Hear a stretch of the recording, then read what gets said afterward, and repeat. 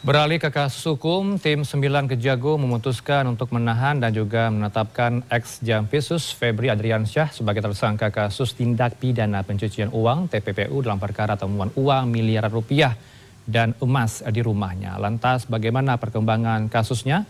Kita tergabung bersama rekan kami Putri Demes, produser lapangan CNN Indonesia dari Kejagung. Selamat sore Demes, bagaimana kemudian update perkembangan kasus ex-Jampitsus hingga kini?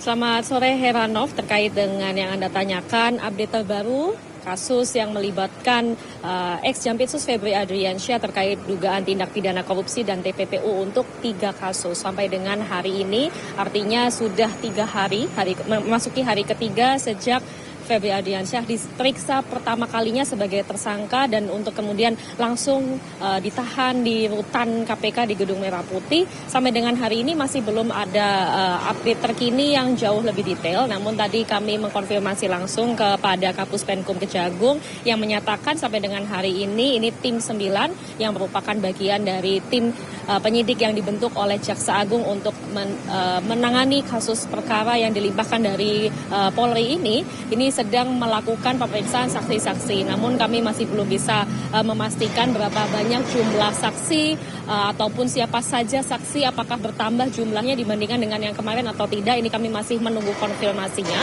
Namun yang jelas sampai dengan saat ini, meskipun kemarin pada tanggal 24 Juli sekaligus juga Jaksa Agung sudah melantik Jampitsus yang baru yakni Kuntadi.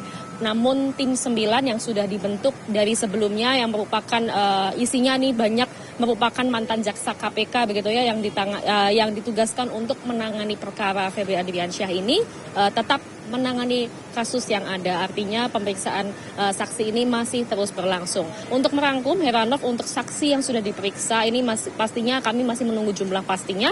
Namun yang terakhir kalau kita melihat dari sebelum dialihkan dari Polri menuju ke Kejaksaan Agung, ini dari Kortas Tipikor Polri ada 15 saksi dan juga 2 ahli. Namun setelah ditangani oleh tim 9 Kejagung, kemarin sudah ada 4 saksi yang diperiksa. Ini termasuk Don Rito atau DR yang merupakan swasta yang berprofesi sebagai pengacara dan juga FA sendiri, dan keduanya ini sudah merupakan tersangka dari kemarin saat ditangani oleh Polri. Kemudian ada 2 nama lagi yang berupa inisial NH dan juga TS, namun kami masih belum bisa mendapatkan informasi juga siapakah mereka dan bagaimana perannya di dalam aliran dana. Kemudian juga untuk seluruh barang bukti yang kemarin sudah disita dari hasil penggeledahan dari tim penyidik dari Polri ini sudah diserahkan sepenuhnya kepada Kejaksaan Agung, yakni kalau kita bisa simak kembali adalah 74 batang emas dengan kadar 23 karat yang kemarin juga sudah diverifikasi langsung dari pihak Pegadaian. Kemudian ada uang tunai, ada 6 miliar rupiah, kemudian ada valuta asing juga dari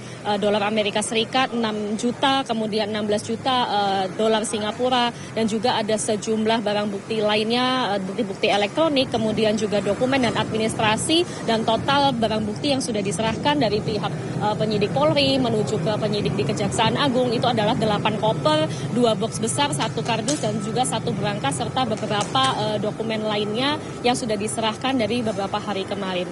Dan untuk saat ini kita pastinya masih menunggu Heranov sejumlah saksi yang sedang diperiksa dan juga kemungkinan apakah ada tersangka-tersangka lain yang juga akan terus bertambah, karena kalau kita melihat dari berbagai saksi ataupun dari berbagai ahli pengamat begitu ya yang menyoroti, karena ini merupakan kasus yang cukup besar dengan nilai yang cukup fantastis, karena kalau kita melihat ada 3 kasus PT Asabri dan juga PT Jiwasraya, kemudian pengelolaan sektor batubara untuk PLTU yang berkaitan dengan tata kelolanya dan diduga untuk memicu blackout beberapa waktu yang lalu. Kemudian di kasus yang ketiga adalah penyelesaian utang PT CBS atau Cita Borneo Steel kepada PT KNI Karya Nusa Investama. Ada 3 kasus, artinya kemungkinan akan ada barang bukti ataupun saksi dan juga tersangka-tersangka lain yang mungkin saja kita akan tunggu bersama keterangan dari tim 9 melalui Kejaksaan Agung.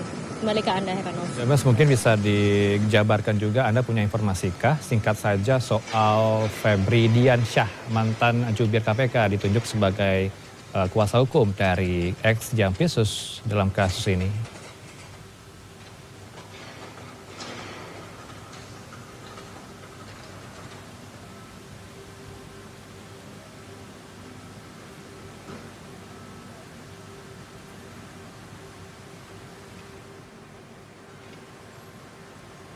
Ya, Heranov, mohon maaf saya tidak bisa mendengarkan suara Anda dengan jelas. Namun kalau kita melihat kemarin ada beberapa kemudian perubahan yang terjadi cukup cepat ya Heranov terkait dengan bagaimana kuasa hukum dari Febri Adriansyah sendiri. Kalau kita melihat update terakhir memang ada Hotman Paris yang kemudian muncul sebagai penguasa dari pengacara dari Febri Adriansyah. Kemudian beberapa hari setelahnya ini kemudian mengundurkan diri karena alasan kesehatan. Kemudian kemarin pada saat konferensi pers yang terakhir ini Febri juga muncul sebagai pengacara dari Febri Adriansyah, namun kami masih menunggu secara pasti bagaimana informasi selanjutnya, karena kalau kami mengumpulkan data yang ada saat ini juga Febri Adriansyah ex Jampitsus sudah ditahan di rutan KPK dan secara intensif ini beberapa tim pengacara atau tim kuasa hukumnya ini melakukan kunjungan di rutan KPK.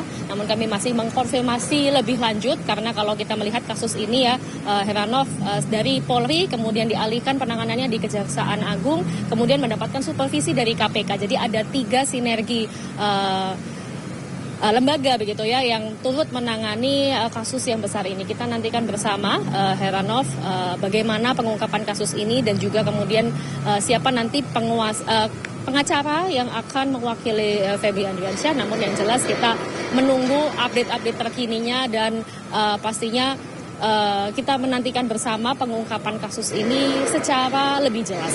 Heranov. Demas, terima kasih untuk elaborasinya sore ini bersama Newsroom.